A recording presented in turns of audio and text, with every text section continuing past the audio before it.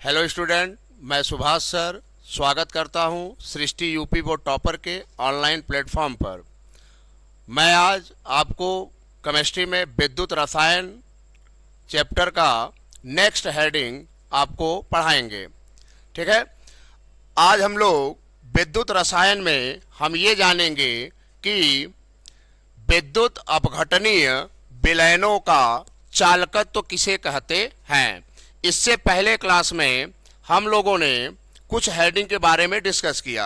आज हमारी next heading है विद्युत अपघटनीय विलयनों का चालकत्व। तो पहले आप एक बात जान लें कि जो विद्युत अपघटनीय विलयनों का चालकत्व होता है उसे हम कैपिटल सी से रिप्रेजेंट करते हैं। ठीक है, और विद्युत अपघटनीय विलयनों के चालकत्व का मतलब क्या है, ये होता क्या है, हमें ये जानना है। तो इसकी परिभाषा होती है कि किसी विद्युत अपघट्य के विलयन में विद्युत धारा प्रवाहित करने की क्षमता उस विद्युत अपघटनी विलयनों का चालकत्व कहलाता है। इसे कैपिटल सी से प्रदर्शित करते हैं। इसका ये मतलब है कि जैसे आप कोई विद्युत अपघट्य विलयन ले लीजिए और आप उसमें मैक्सिमम कितनी धारा प्रवाहित कर सकते हैं, वही उस विद्युत अपघटनीय विलयन का क्या कहलाएगा, चालकत्व। ठीक है, इसका मात्रक जो होता है महो ओम इनवर्स होता है और यसाई पद्धति में इसका मात्रक सीमेंस होता है। यसाई पद्धति में क्या होता है, सीमेंस। तो हम ये कह सकते हैं कि जो विद्युत अपघटनीय विलयनों का चालकत्व होता है उसे हम सी से दिखाते हैं। तो सी बराबर 1/r। अब आप कहेंगे कि सी बराबर आप 1/r क्यों लिखें। तो देखिए, आप किसी भी विद्युत अपघट्य के विलयन में जब आप धारा प्रवाहित करते हैं तो प्रतिरोध उत्पन्न होता है, यानी उस धारा का विरोध किया जाता है। इसीलिए जो चालकत्व होता है वो प्रतिरोध के व्युत्क्रम के क्या होता है, बराबर होता है। तो देख लीजिए यहाँ पे सी हमारा क्या है, विद्युत अपघटनीय विलयनों का चालकत्व है। आर क्या है भाई, इसमें आर विलयन का प्रतिरोध है। तो चलिए हम इसको इक्वेशन 1 मान लेते हैं। तो अब हम इसे दूसरे तरीके से भी परिभाषित कर सकते हैं। क्या कर सकते हैं, देखिए यहां पे लिखा है C बराबर 1/r। तो C बराबर 1/r का मतलब है कि जो विद्युत अपघटनीय विलयनों का चालकत्व होगा वो प्रतिरोध के क्या होगा, व्युत्क्रम के बराबर। तो मैंने देखिए यहां पे लिखा, या किसी विद्युत अपघटनीय विलयनों का चालकत्व उस विलयन के प्रतिरोध के व्युत्क्रम के बराबर होता है। तो वही तो बात हम बता रहे थे कि C बराबर क्या, 1/r। ठीक है, अब इक्वेशन 1 जो हमारा है C बराबर 1/r, तो अब हम यहां देखेंगे ओम के नियमानुसार। आप ओम का नियम जानते हैं, V बराबर IR। ठीक है, तो बताइए यहां से R बराबर V/I हम लिख सकते हैं। ठीक है, और ये हो गया हमारा इक्वेशन 2। तो अगर हम समीकरण 1 और समीकरण 2 को मिलाएं, ठीक है, तो हम R के स्थान पर रख सकते हैं V/I। तो ये I ऊपर चला जाएगा, तो यानी C बराबर I/V, जहां I क्या है भाई, धारा है, और V क्या है यहाँ पे, विभवांतर। ठीक है, अब जैसे मान लीजिए कि किसी विद्युत अपघटनीय विलयन का प्रतिरोध आपको दिया है और आपसे चालकत्व तो पूछे, तो आप ये फार्मूला लगा सकते हैं C बराबर 1/r। इन केस कभी कभी ये भी हो जाता है कि आपको प्रतिरोध न देकर आपको धारा दे दे और विभवांतर दे दे, फिर उस विद्युत अपघटनीय विलयन का चालकत्व पूछे, तो आप इस फार्मूले द्वारा उसको कैलकुलेट कर सकते हैं। तो ये है हमारा विद्युत अपघटनीय विलयनों का चालकत्व। इसी क्रम में हम लोग नेक्स्ट हेडिंग पढ़ेंगे विशिष्ट प्रतिरोध या प्रतिरोधकता। ठीक है, अब सबसे इंपॉर्टेंट हेडिंग है भैया विशिष्ट प्रतिरोध या प्रतिरोधकता। इससे न्यूमेरिकल आने के बहुत ज्यादा चांसेस हैं। देखिए, विशिष्ट प्रतिरोध या प्रतिरोधकता, स्पेसिफिक रेजिस्टेंस या रेजिस्टिविटी। ठीक है, इसे जो हम रिप्रेजेंट करते हैं रोह से, किससे रिप्रेजेंट करते हैं भाई, रोह से रिप्रेजेंट करते हैं। अब इसकी परिभाषा क्या होती है, जरा इसके बारे में हम लोग जान लें। तो देखिए, इसकी जो परिभाषा होता है कि आप कोई भी विद्युत अपघट्य का विलयन लें, अभी आपको मैंने बताया कि जब उसमें हम धारा प्रवाहित करेंगे तो उसका विरोध किया जाएगा, अब विरोधकर्ता कौन है? प्रतिरोध। तो देखो यहां पे लिखा है ना, जब किसी विद्युत अपघट्य के विलयन में विद्युत धारा प्रवाहित की जाती है तो विद्युत धारा के प्रवाह से जो प्रतिरोध उत्पन्न होता है, ठीक है, वह प्रतिरोध दोनों इलेक्ट्रोडों के मध्य उपस्थित विद्युत अपघट्य के स्तंभ की लंबाई के समानुपाती होगा तथा उसके क्षेत्रफल के व्युत्क्रमानुपाती होगा, और इनका जो मात्रक होता है ओम सेमी होता है। तो देखिए यहां पे हमने लिखा ना, जो प्रतिरोध हमारा आर है वो लंबाई के प्रोपोर्शनल है, समानुपाती। इसको हमने इक्वेशन 1 मान लिया, और उत्पन्न प्रतिरोध क्षेत्रफल के क्या है? व्युत्क्रमानुपाती। अगर हम इक्वेशन फर्स्ट और सेकंड को मिला दें, ठीक है, तो from equation first and second, ठीक है, आर प्रोपोर्शनल एल बाई ए, यानी लंबाई बटे क्षेत्रफल।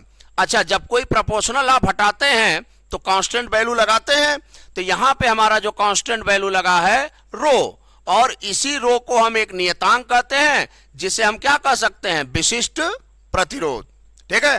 तो ये बहुत इंपॉर्टेंट चीज है, और न्यूमेरिकल में हमेशा विशिष्ट प्रतिरोध ना लिखकर वो हमेशा ये वर्ड लिखता है प्रतिरोधकता।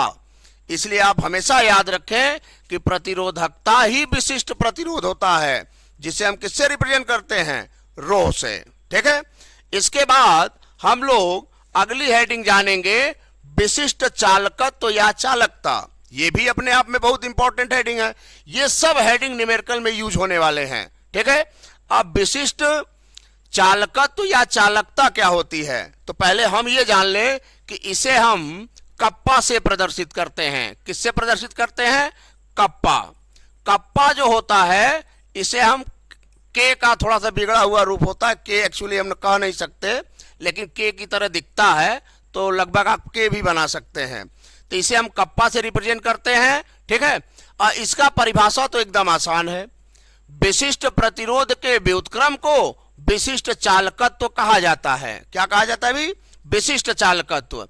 इसे कप्पा से प्रदर्शित करते हैं, और इसका मात्रक ओम इनवर्स सेमी इनवर्स होता है। तो देखिए यहां पे मैंने लिखा ना, विशिष्ट चालकत्व बराबर 1/ρ, यानी रो का जो व्युत्क्रम है वही क्या है? विशिष्ट चालकत्व है। तो के बराबर विशिष्ट चालकत्व और रो बराबर क्या है आपका? विशिष्ट प्रतिरोध, ठीक है। अब इसी क्रम में हम लोग आगे जानेंगे, ठीक है, सेल स्थिरांक। क्या जानेंगे जी? सेल स्थिरांक।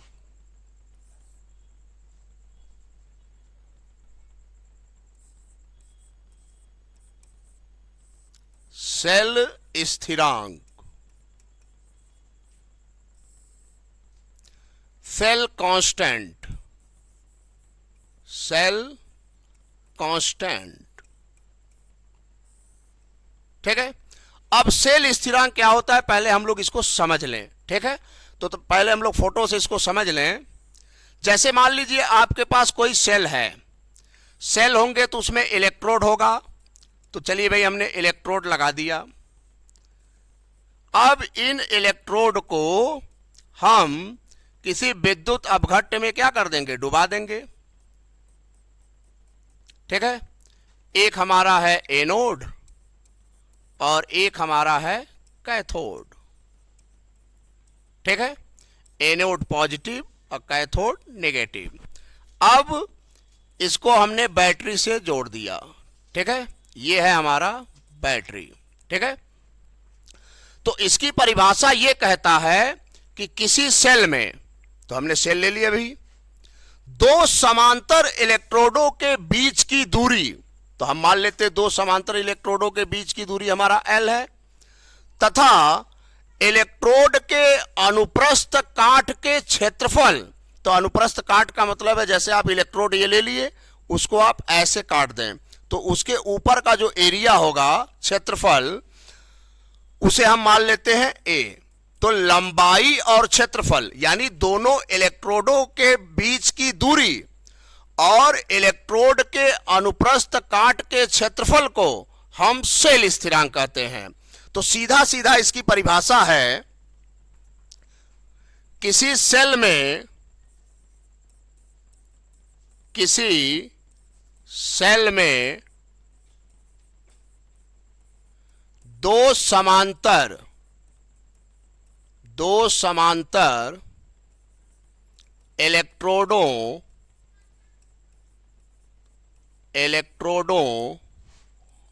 के बीच की दूरी,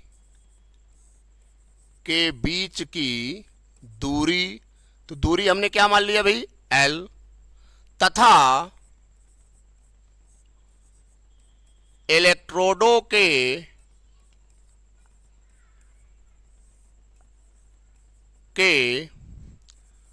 अनुप्रस्थ काट का क्षेत्रफल A के अनुपात को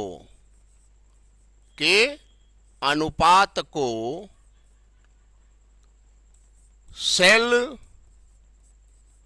स्थिरांक कहते हैं। ठीक है, और इसका जो मात्रक होगा, ध्यान दीजिए, इसका मात्रक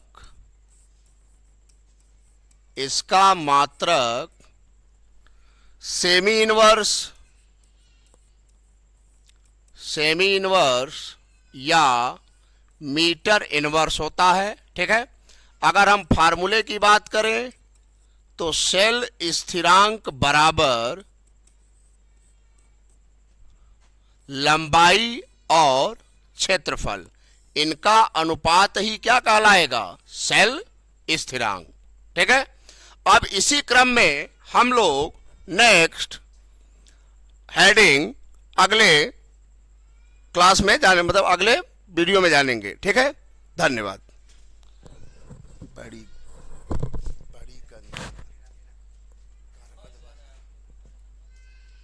फसद भी है, थोड़ा सा लास्ट वाला तक देख लिया यार।